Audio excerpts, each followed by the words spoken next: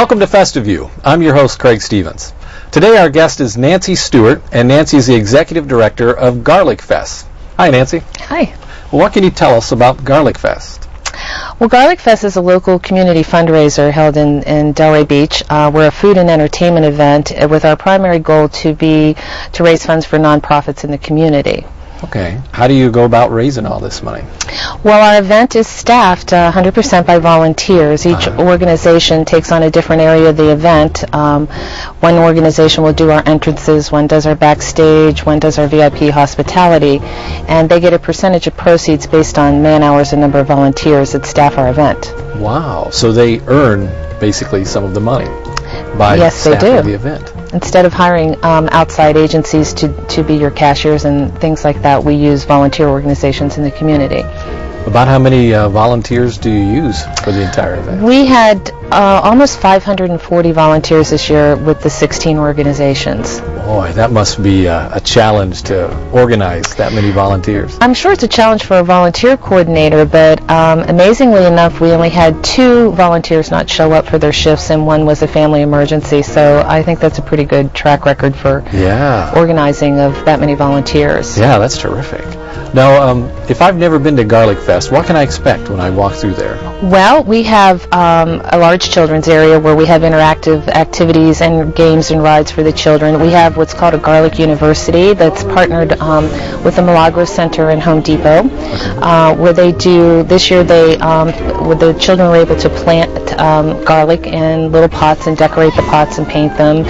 And they have some educational fun facts and figures in Garlic University. Then we have a Garlic Chef Stadium where we have our Garlic Chef competition. It's modeled after Iron Chef, where we have 4 chefs that compete over the course of the weekend, utilizing a mystery item. They have an hour to do an appetizer, 2 entrees, and a dessert for a panel of 4 judges. Wow. And we have National Act Entertainment all weekend long. That's a huge draw for us. And, of course, our Gourmet Alley, where everything is garlic, including our ice cream. Wow. Excellent. Ice cream. Now, what's your favorite food from Garlic Fest? I don't usually get to eat at Garlic Fest that much. This year we did make an effort because we had some new items, and I'd have to say our signature flaming shrimp scampi. We've done that every year. A lot of the recipes we have brought over from the Gilroy Garlic Festival, and this is one of their signature items also. So people like the flame shooting up and that pyro thing going on. But yeah, it's always exciting to see food on fire. Yes. I don't know why. Yes, but, fire department loves that too. Yeah. Now, how did Garlic Fest get started? Garlic Fest was started by a group of local business owners in the community. They wanted to develop a food and entertainment event. It was back when Delray was just going through their revitalization and trying to attract people to our downtown. And one of the individuals had been to the Gilroy Garlic Fest and really liked the concept that they were a community fundraiser for the local nonprofits, and just seemed like a perfect fit. In these years, or these times rather, of budget cuts, it sounds like that's a very important event now. I believe it is an important event. Our nonprofit groups, 90% of them have been with us for the past 9 years. Many of the organizations have been with us since the very first Garlic Fest, and we have a wait list, because we do other events also, and we have incorporated the same kind of policy where we hire, so to speak, nonprofit organizations to staff the event. So it provides yet another fundraising opportunity for their organizations. Yeah, that's excellent. Now, I understood you had student artwork at your event this year.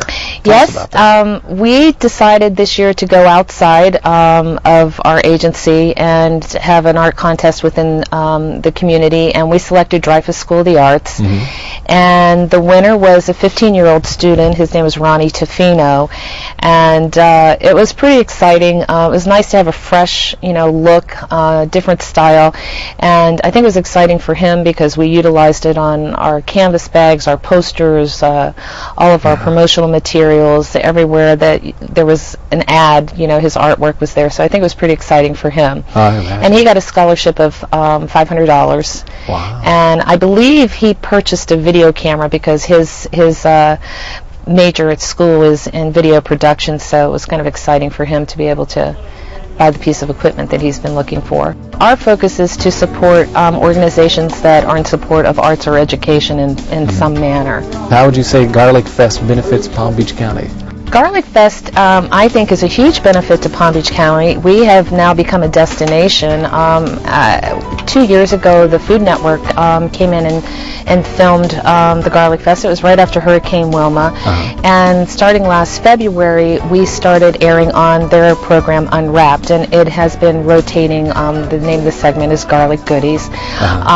We get calls from all over the country, and some from, the UK. People find us on the internet, or they see us on television, and when they're planning their vacations, they're looking for destinations that have fun things for them to go and participate in.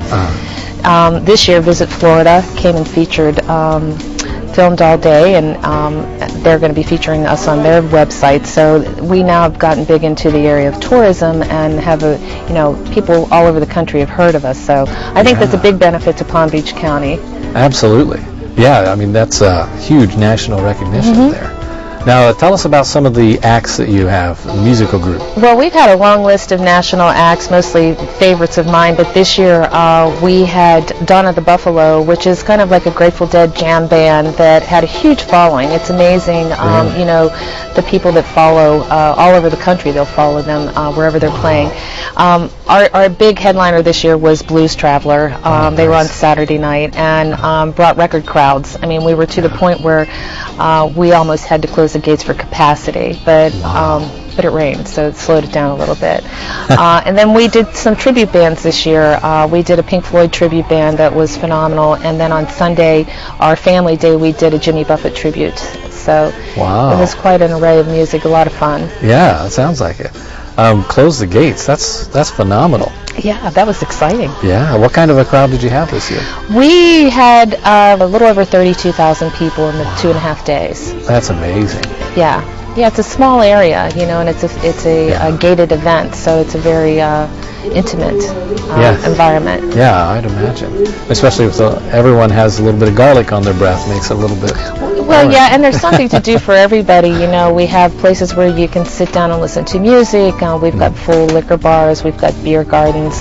We had over 180 vendors this year selling crafts and, spices and cooking utensils and things like that. Yeah. And then, of course, our gourmet alley. Most everybody comes for the food that we found, the food or the music. What would you say is the highlight of Garlic Fest? Well, our surveys indicate number 1 is the food, number 2 is the music. Now, I understand you're coming up on your 10th anniversary. We are. It's very exciting. Wow, that's amazing. Any ideas or plans for the future with this event? We have ideas. We are trying to plan a opening night concert where we'd have a huge opening act, and it would be a higher ticket price, unlike our $10 limits, or $10 admission prices. We're looking at bringing in a celebrity chef, like a Rachel Ray or someone like that, for our Garlic Chef Stadium. We're trying to kick it up all over the place. We're looking at incorporating some new items on our gourmet alley. Every year we do something new or different, and our audience has gotten used to that, and what's next year. So it's kind of an exciting challenge for us to come up with some ideas that'll just wow everybody. Yeah, well, sounds like you're on your way. Yeah. Now I understand you work with other events as well. Yes, this year we've gotten into the event business pretty big. We just took over the St. Patrick's Day Parade and event in Delray Beach. We've been contracted by Clear Channel to do their Green for Life Echo Fest in Lake Worth in April. We've been contracted to work with the Riviera Jazz and Blues Fest. We're doing their sponsor bars and their main bars, and we do 3 parades. We worked with Clear Channel on the Holiday Parade for West Palm this year, and in addition to the St. Patrick's Parade in Delray, and we were the ones who came in and helped to rescue the Veterans Day Parade in Lake Worth this past year. You've really got your hands full then. It's fun. Yeah, I bet it is. Yeah, it's a lot of fun. So when you say that you rescued the parade, tell us a little bit about that. Well, as you know, with all of the property tax reform and things like that, a lot of the local municipalities have done some budget cuts that primarily affect the funding that they do for nonprofits and special events. And the city of Lake Worth did not have the money in their budget to continue funding the Veterans Day Parade. So my business partner, a very good friend of his, stepped up to the plate and put up the money to fund the parade, and with the idea that we would produce it for him. So it was a local independent business person who actually funded it. Nice. We're looking at some larger acts. My fantasy would be Van Morrison for opening night for anybody out there that wants to come in and pony up the dollars to sponsor it. We've looked at the possibility of Peter Frampton. Wow. We're looking at possibly bringing Little Feet back. They've been a part of our family. They've played at Garlic Fest 3 times, and every time they draw a record crowd. And they seem to have been there at the times when we've been recovering from major hurricanes, and really have seen the event grow from the beginning. You know, they've been there from the first year. I think it would be appropriate. The other thing we thought of is doing a best of Garlic Fest, but it's really not feasible because it would be extremely expensive to bring back all of the national acts to play an hour each. But sure, excellent. Well, we'll look forward to big things from Garlic Festival on your 10th anniversary coming up this year, then, or next year. See you there. Well, thank you for being with us today, Nancy. And thanks for having me.